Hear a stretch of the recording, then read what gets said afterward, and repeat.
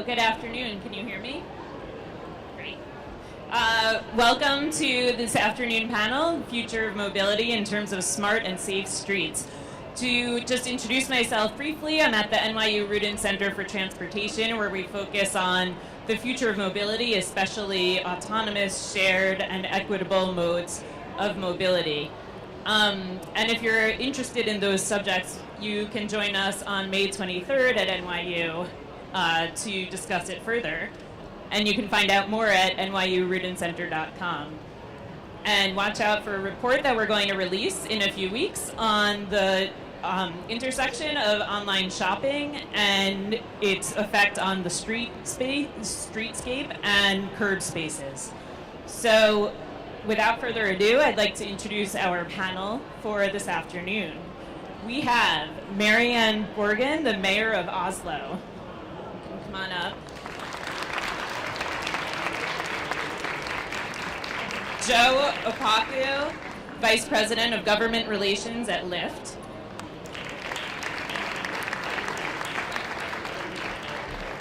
Jessica Schumer, Interim Executive Director, Friends of the Brooklyn Queens Connector. And finally, Jay Walder, CEO of Motivate.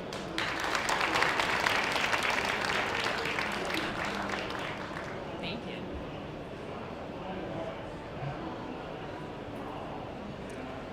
So, although I introduced you all by name and title, I would like for you to take a couple of minutes to introduce the work that you're doing and how it relates to this afternoon's theme of smart and safe streets. Marianne, we'll start with you.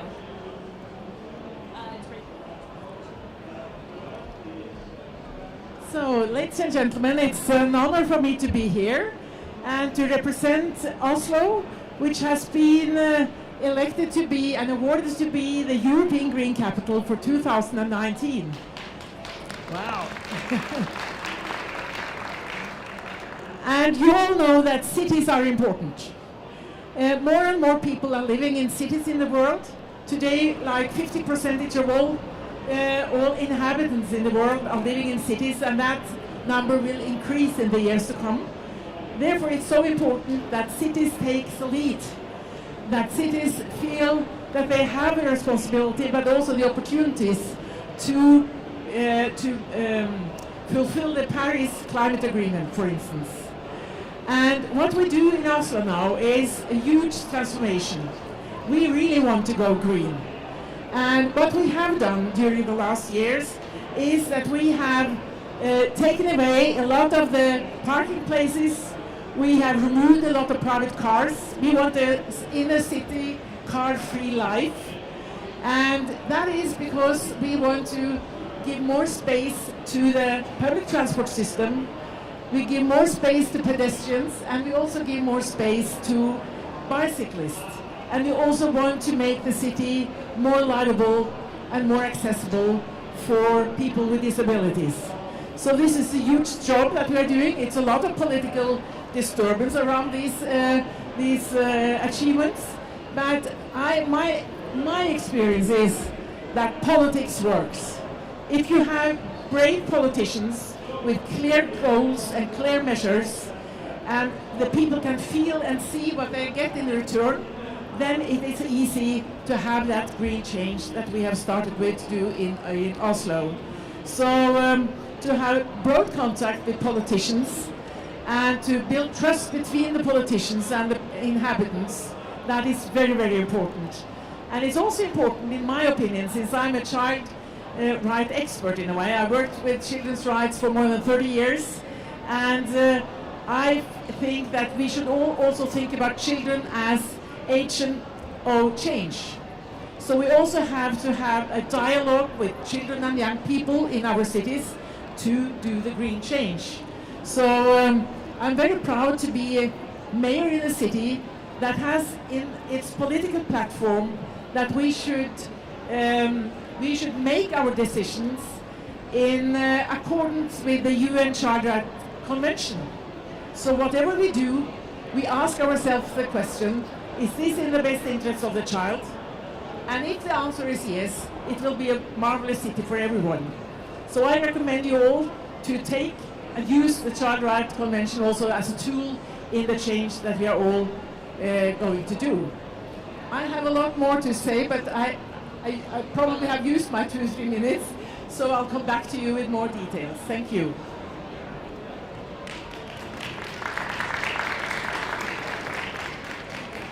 Thanks, Sarah. So Lyft was founded by our 2 co-founders, John Zimmer and Logan Green, with a couple of really interesting statistics in mind. One is that 80% of seats in cars go unused every single day, which is a fancy way of saying that when we drive, we tend to drive alone. The second stat that really struck them was that car ownership tends to be the second most expensive household item, costing an average of around $9,000 per year. Yet the average car goes unused and sits dormant around 95 to 96% of the time.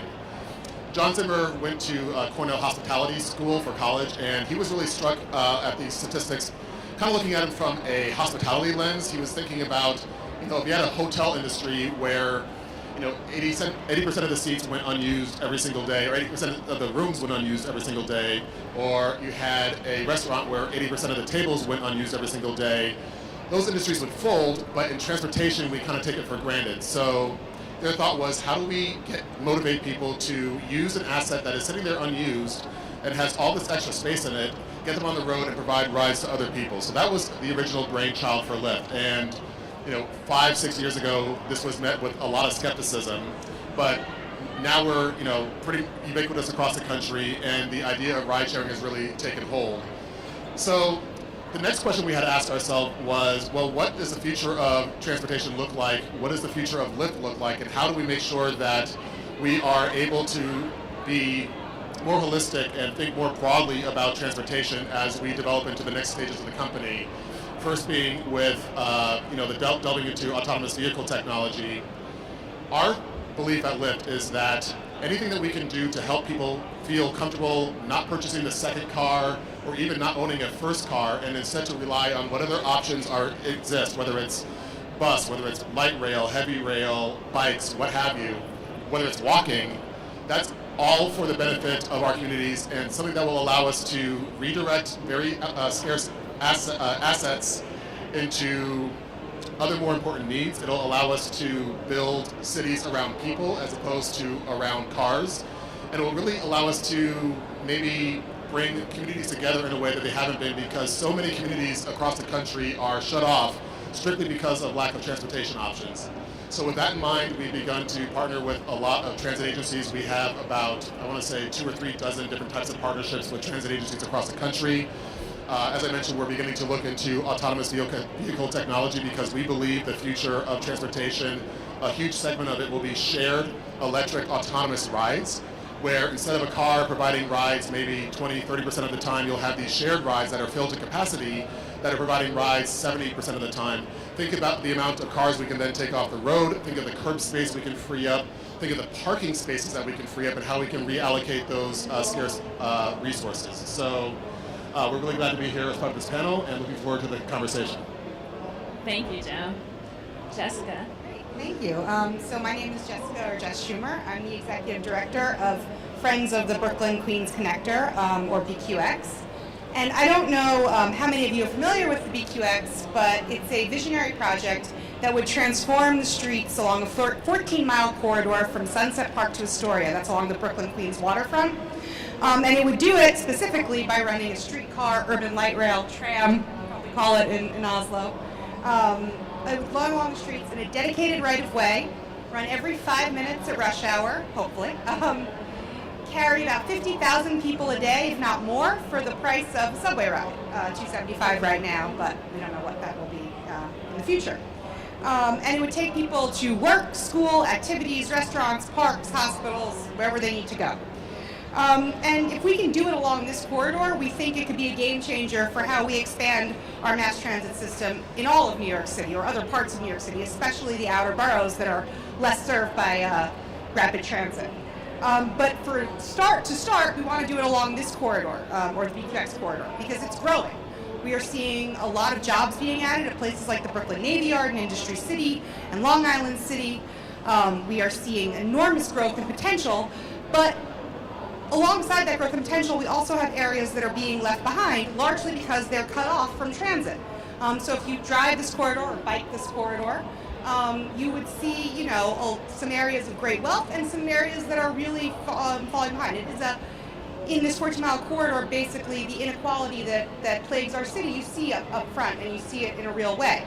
And what we want to do is find ways to basically help people get to better jobs who need it most and help improve their upward economic mobility. And we think when thinking about shifting streetscapes, this is one of the best ways that we can do it. Other cities around the world are installing this type of transit, places like Paris, closer to home, LA, Toronto. And if they can do it here, we should be able to do it there. It's not rocket science. And if we don't, we're going to be left behind. Thank you. Jay, please proceed. Good afternoon, and glad to be here. Jay Walder, I'm the president and CEO of Motivate. You may not know Motivate. Motivate is the largest bike-sharing company in the United States.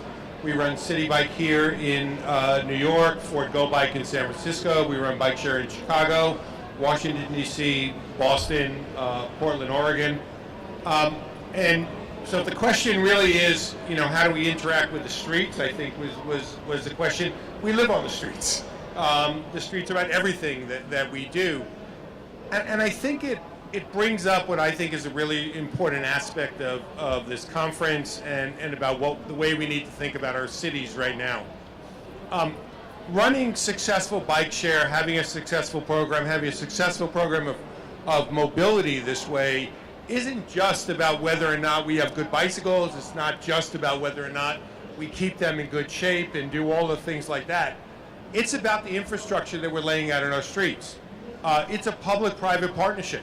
I mean, one of the reasons why I think City Bike has been so successful here in New York, I like to believe it's because of the things that we're doing, and certainly that's a part of it. But one of the other reasons why City Bike has been so successful has been the work that New York City's been doing to create safe biking infrastructure.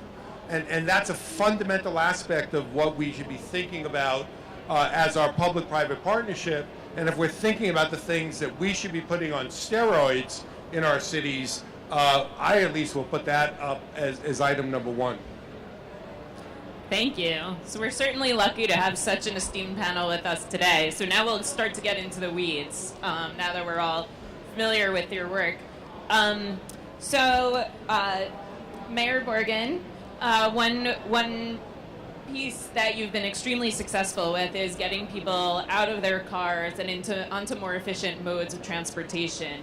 And one way you've done that is by developing partnerships between government and industry. Can you talk a little bit more about how you've carried that out and what lessons you can bring from that experience to this crowd today? Well, thank you. I think that it is important to have a partnership between politicians on the state level and local level, if that is possible. And when you talk about Oslo, which is a city that is also the capital of electric cars, for instance, that is a typical combination of state policy and local policy. If you buy an electric car, for instance, in Norway, you get lower tax on the car, because we have ordinarily quite high taxes on new cars. You have low tax on electric cars. You have you can drive in the public transport lanes. You can park for free. You can charge for free. And of course, this is something that means that people are buying electric cars now, and 50% of all new cars that were being sold in Oslo in February this year is electric cars. But of course, cars also take a lot of space, also electric cars. So when you're talking about what we are going to use the roads for, even electric cars have a problem for us. So when we are talking now about making the city center in Oslo as a car-free area, that also affects the electric cars. But we have high ambitions. We want to reduce greenhouse emissions by 95% within 2030. And if we are going to do that, we have to have a very efficient public transport system. Because what we have done in Oslo is to remove parking places, also for the electric cars, and for fossil fuel cars. And we have put up a lot of roads for bicyclists, also special lanes for bicyclists. And this makes it also more efficient for the public transport system. And I think that if we are going to make the cities healthier for people, with clean air to breathe in, we have to remove a lot of the private car system. And we have to also transfer the vehicles that are traveling goods to us, also electrified. So this has to be on all areas.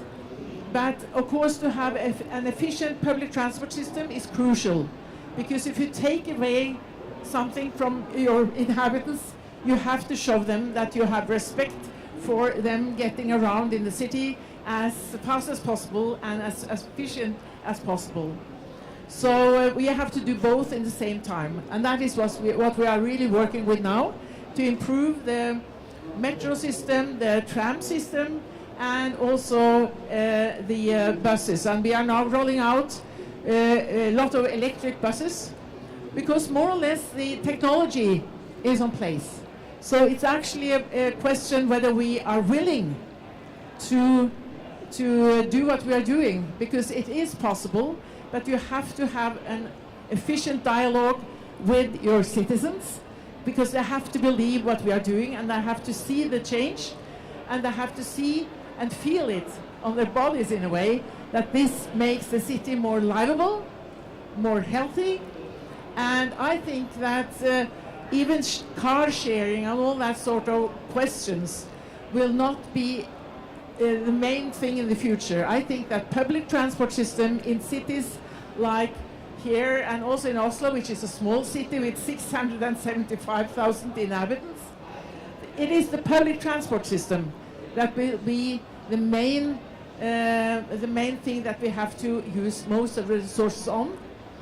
So I'm not quite sure whether that is the exact answer on your question, but anyway, I'm proud of the transformation that we are doing now in Oslo, because I think that we get a lot of positive feedback from our inhabitants, which of course is important. And of course someone are also criticizing us for taking away their freedom to travel around wherever and whenever they want. But my answer to this is that we are giving our citizens the freedom by making the public transport system efficient, and by giving them the possibility to use the bikes and to be pedestrians in a safe way, and also to have green space for children to play on. So we are giving back the freedom, because now it's not a freedom to be queued up and to be afraid of going over the street. So this is also a democratic project. Thank you. So on another note, while you promote public transit as the primary mode of transportation, which we might all agree is the most efficient way to move large numbers of people, we have the rest of the panel focused on alternative modes. So Joe, I'd like to start with you in talking about the emergence of microtransit and shared rides, and how we're seeing that cover first and last mile travel and entire trips, and how you see that emerging and interplaying with public transit. Sure, it's a great question. So we've been dedicated to shared rides ever since we launched. We have a product called Lyft Line, which allows two separate people to take a ride to the same or a nearby common destination. And it's funny because, I'm a native New Yorker, and when I first heard this idea of, sharing a ride with a complete stranger, I think of myself, 10, 15 years ago, if some person just jumped into my cab and was like, yeah, I'm going with you. I'm like, no, you're not. So the fact that it's actually become so ubiquitous already, where in our major cities we have 20 to 25% of people who are willing to share rides with each other, shows that this is something that can really be accomplished, and shows the impact that shared rides can really have in decreasing the overall vehicle miles traveled. And I think it's really important to realize that we're still in the infancy of this. Ride sharing has only existed for a few years as an industry. So as it becomes more available, and as people get more comfortable with the idea of sharing rides, I think that we can see not only a reduction in vehicle miles traveled, but also a increase in the ability to connect to public transit options. One of the things that we've seen organically at Lyft is, again, in our major cities, around 20 to 25% of our rides begin or end at a major transit stop. And this is separate from ones where we actually have first and last mile partnerships, which we do have in a number of places across the country. So again, organically, we are seeing that people are willing to forego car ownership, are willing to rely on, frankly, whatever reliable, safe, and efficient option that they have to get from point A to point B. So whether that's a combination of rideshare and train, or rideshare and bus, rideshare and bike, whatever the case may be, I think that we're starting to see a complete seismic shift in the way we view transit in our major cities. And the exciting thing is, as I said before, we're just really at the early stages of this. I think that already it's more than just a shift in the options that are available. It's a shift in kind of the mindset about how we view transportation. Like, I go back to the example I just gave about the idea of sharing a ride with a stranger. That was a kind of a social mind frame that we had to help change, and I think that we're already seeing it happen. So again, imagine how much more we can do that once we are having shared electric autonomous vehicles on the road. So long story short, we think that public transit is a core part of transportation, as you said, and as you said. That being said, we need to be able to find more efficient and more plentiful ways to make sure that we can get people to public transit to avail themselves of those options, and that's what we're trying to do. Thank you, Joe.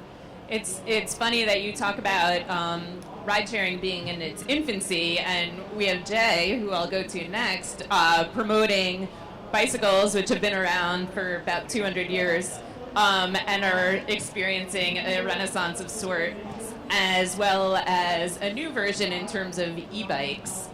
Jay, can you talk about the newfound popularity of bikes in recent years in cities, and what you see going forward, especially in terms of electronic assist bicycles? Sure.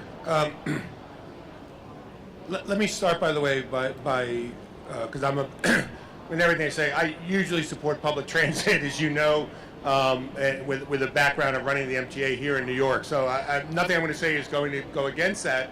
But I am going to take exception, frankly, to the characterization of something like bike share now as alternative or niche. Here's what I think. We are, in another 2 weeks, going to celebrate the 5th anniversary of City Bike. Frankly, for most people around the city of New York right now, if you try to imagine when you didn't have City Bike there, you have to think hard about it. It has become such a part of the fabric of our city in an incredibly short period of time. And I think what it's really telling us is that the goals of what we have for something like bike share have fundamentally changed. They're not about the first mile, last mile, just about that. They're not about being niche. They're not about being alternative. They are about fundamental transportation in the most congested, densest, complex cities all around the world. And that's really incredible to be able to say. And frankly, as someone who was involved with public transit here for over 30 years, I didn't believe I would ever say that about New York. So we should give ourselves a lot of credit for that in doing it. The second thing I would say is I think we are on the verge of yet another fundamental change, which is just truly incredible. And I don't know how many people here have tried pedal assist e-bikes, but here's the way I would look at it, and I'm going to divide the world right now into two types of people. There are people who have never tried pedal assist e-bikes, and there are people who won't shut up about it. And I will tell you, I am obviously in the latter category in doing this. There are very few things we get to do in our life that make us feel like Superman or Superwoman. Getting on a pedal assist bike just feels wonderful in terms of doing it. And we've had some experience recently which I wanted to share with you because frankly, we rolled out pedal assist e-bikes 2 weeks ago today in San Francisco. And we didn't know how that was going to work. We have a bike share program, Ford Go Bike in San Francisco. We integrated 250 pedal assist e-bikes into that city. And we had to watch, right? I remember going to my board of directors, they said, what's going to happen? And I said, I'm not sure. I don't know. We've never done this before. So what happened? We have seen in the first 2 weeks that we are getting between 3 and 4 times as many rides on a pedal assist e-bike as we're getting on the regular bikes. Second thing to know, we are not cannibalizing our regular bike service. We have hit records almost every single day in San Francisco on service, and the use of the regular bikes in San Francisco has actually gone up as a result of being able to do this. I think what it's actually telling us is that there is a thirst for more and more mobility in cities. The ability to get around quickly and easily is what we really want it to be. What we're recognizing, I think we're just at the tip of it.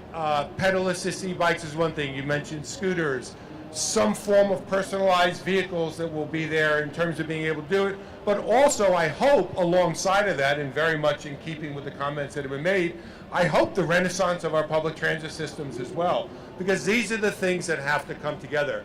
And just as a final note about the way that I look at this, New York last week hit 80,000 rides in a single day on City Bike. By the way, if you're one of those people, give yourself a hand, because that's an incredible number to be able to think about.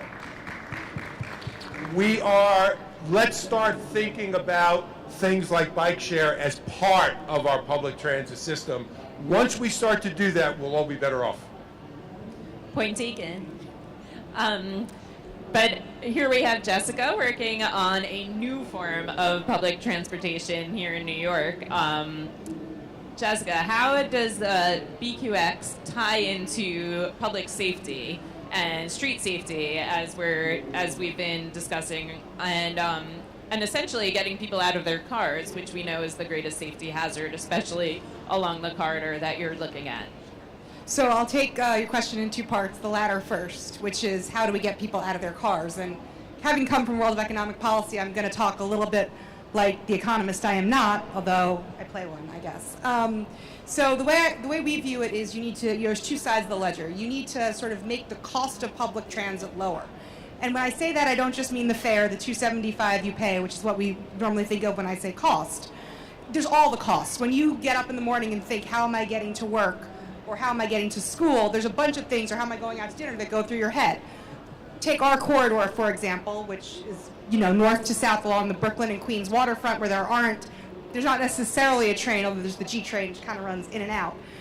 The costs you're going to go through are, I could take a subway through Manhattan. That will cost me time. I could take a few buses. That will cost me even more time. I could take a Lyft or an Uber. Well, that will cost me dollars, money. Or I could walk, which will cost me, my feet and a lot of time. Or I could bike, which will also cost time. And so we want to lower the costs on the transit side, and we want to do that in several ways. The first is obviously to make sure the BQX is fast, reliable, and frequent. So that means it's coming every 5 minutes. It is going in its own dedicated right-of-way. It is helping people go north to south and lowering that cost. The second way we want to lower that cost, making it comfortable. So the other cost is with New York, we'll call it the schlepping cost, if you will. How burdensome, how hard is it going to be to even get on the train? If I'm at the 9th Street F stop and the escalators are broken, there's a schlepping cost to walking up all of those stairs, and some days the escalators are broken. So how do we make it more comfortable? One of the great things about light rail or streetcar or tram, again, lots of names for it, is that it's floor level. It runs on the streets. It's a smooth ride. You're not stopping and starting. You're not in bumper-to-bumper traffic. And it's you board just curb on, curb off, which may not seem like a big deal for some people, but for others who have mobility challenges, maybe a bad knee, maybe they have a stroller, maybe they're going away for the weekend and have a big suitcase, that makes a big difference.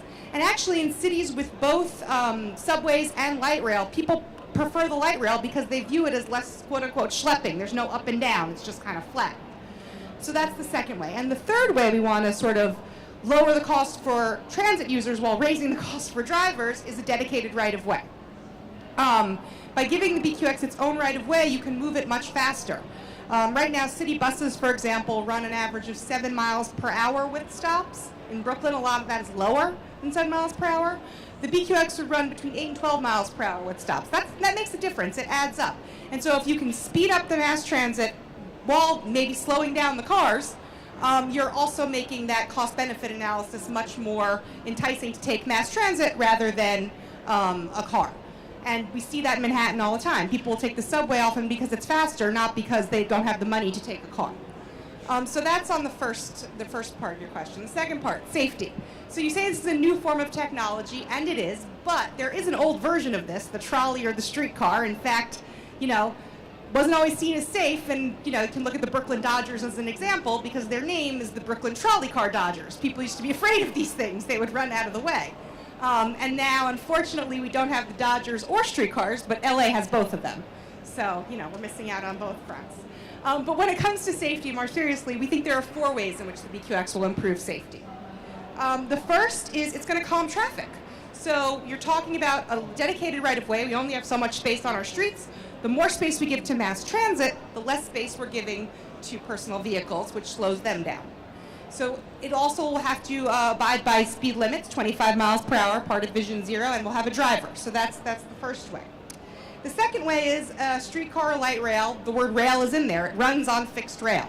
So cars, buses, bikes, people, we all can swerve and move in unpredictable ways. You see a bit of rail, you know where it's coming from, and you know where it's going.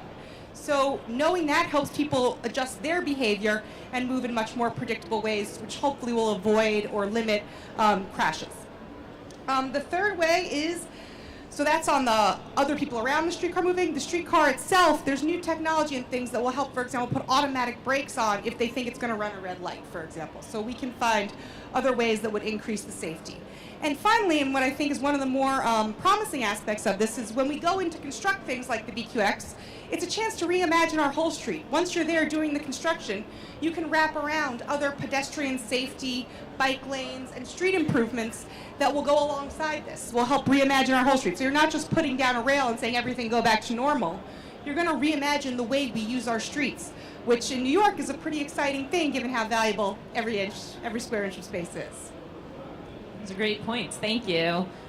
To switch gears a bit, no pun intended, we have spoken a lot at the Smart Cities Conference today about data and how it plays into how our cities operate and function and become more efficient.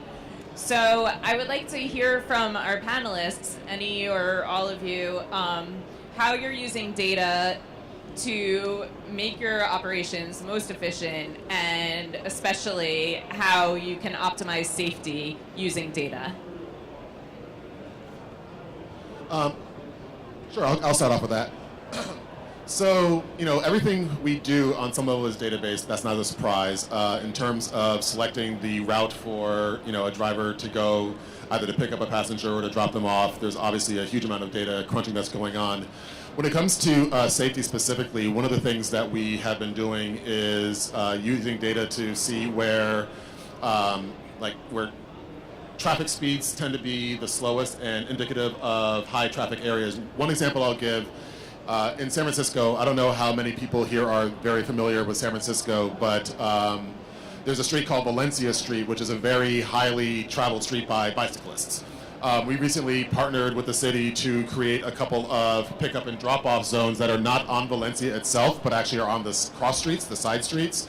And so we are routing both the drivers and the passengers to go meet their driver on the side street as opposed to parking on Valencia.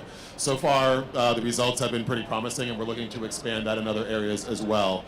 So that's just one example of how we're using data. I think the interesting thing is going to be when we're talking about this in a truly autonomous context.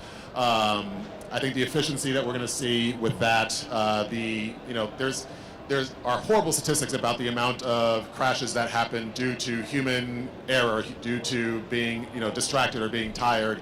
It's in the tens of thousands every single year, but we kind of just take it as for granted as just the cost of driving. Autonomous vehicle is not going to be impatient. It's not going to get angry at the car next to it. So I think that's really the exciting aspect in terms of safety of the streets, is really perfecting this technology, allowing that to become the dominant form of transportation, of vehicular transportation, and seeing the safety gains that we can realize from that. So one of the things I'm actually proud of is that all of our data is open.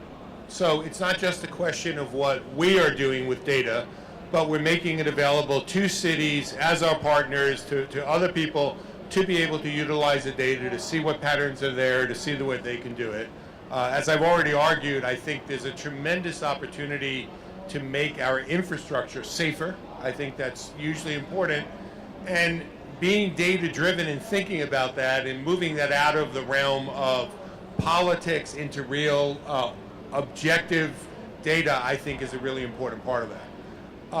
In terms of the way we operate our business, just like Joe said, we are a very, very data-driven business as well.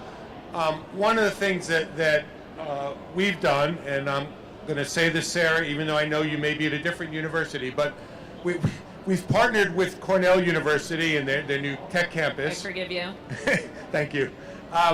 To really do analytical work using our data and to be able to help us to be able to think about what are the most efficient models of being able to move bikes around.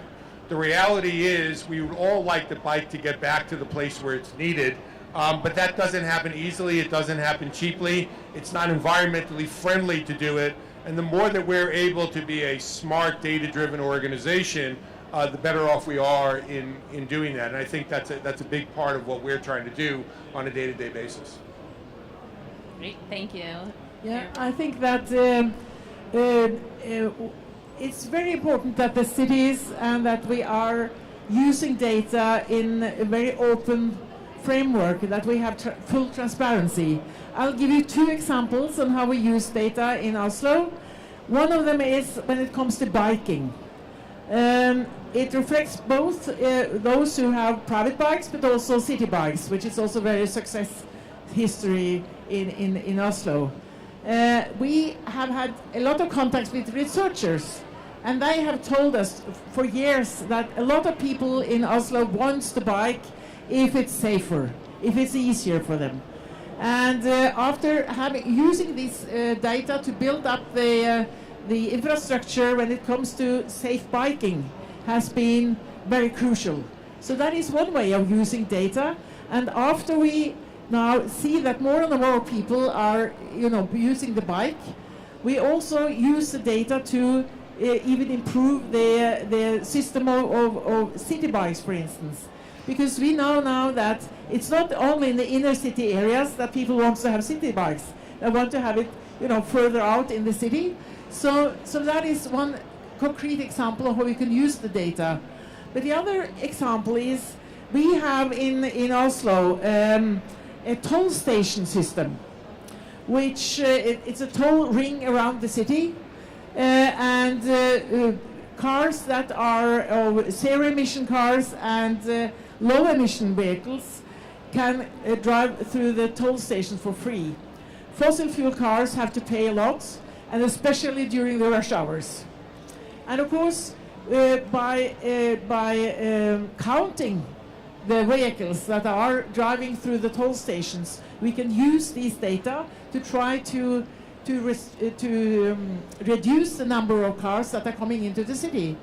And just to tell you what has happened during the last year is that if you look at January 2017 and compare it to January 2018, when it comes to the number of cars that have passed through the toll stations, it is more than 500,000 less cars. And in a city like Oslo, which is a small city, that is a huge number. So to use the data to secure the green change, I think that is very, very important. But you have to use both hard data as well as more qualitative data, because I'm still very concerned that we have to speak to the people and we have to ask them what they need and what sort of experiences they have. And when I'm talking about people, I also talk about elderlies as well as children. Actually, if we can stay on that for a moment, this will be the last question of this panel. if we can look to the future, can you tell us some of the things that the children were asking for when you were doing your Safe Children initiative? Yeah. Like half a year ago, we had a special event in the city hall in Oslo, where hundreds or thousands of children came into the city hall, and in connection with that event, they could write letters to the mayor. I recommend all mayors to have a special mailbox for children writing letters to the mayor, because I would say that 95% of all the hundreds of letters I got from children in Oslo was about environmental questions. They want a safer city. They want a healthier city. They want to have clean air to breathe in. They want to have space to play on. They want to use the bicycles. Also, children want to bike. So I was quite surprised that almost all the questions that they raised was about environmental or climate issues. So I think we have to listen to the future generations, not only because they will be the leaders of tomorrow, but because they are children today. Thank you. We can teach them well and let them lead the way. I'd like to thank our panel, true multimodal perspective on our future safe, smart streets. And while we don't have time for audience Q&A, we will all be around for one-on-one questions to the side of the stage. So thank you very much to our panelists, and thanks to all of you for coming.